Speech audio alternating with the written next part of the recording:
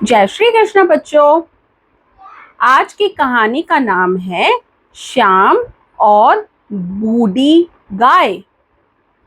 इस संसार की सभी वस्तुएं और प्राणी उपयोगी हैं। हम कभी कभी किसी वस्तु या प्राणी को अनुपयोगी समझ बैठते हैं, लेकिन अगर थोड़ी सूझबूझ और समझदारी से काम लिया जाए तो वही वस्तु उपयोगी हो जाती है। तो चलो बच्चों, शुरू करते हैं आज की कहानी।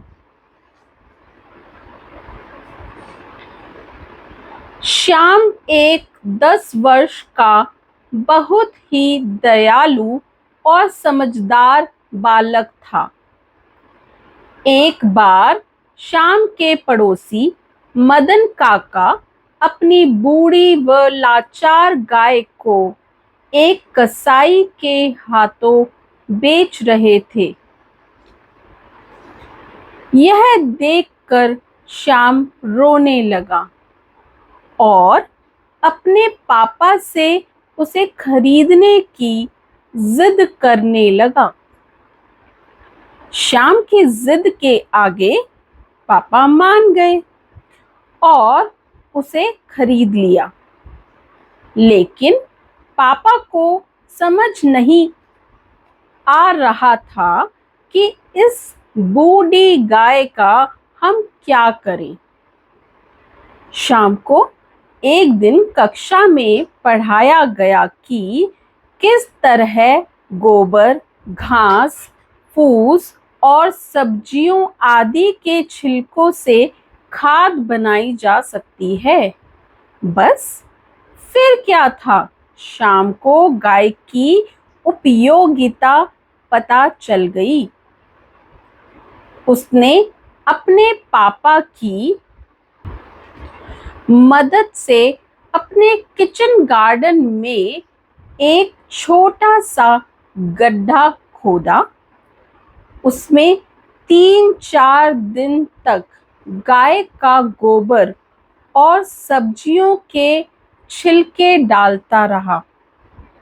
फिर उसे घास फूस से ढक दिया और उस पर रोज थोड़े थोड़े पानी का छिड़काव करता रहा। फिर दूसरा गड्ढा भी इसी तरह तैयार किया। 20-25 दिनों के बाद पहले गड्ढे में खाद तैयार हो गई।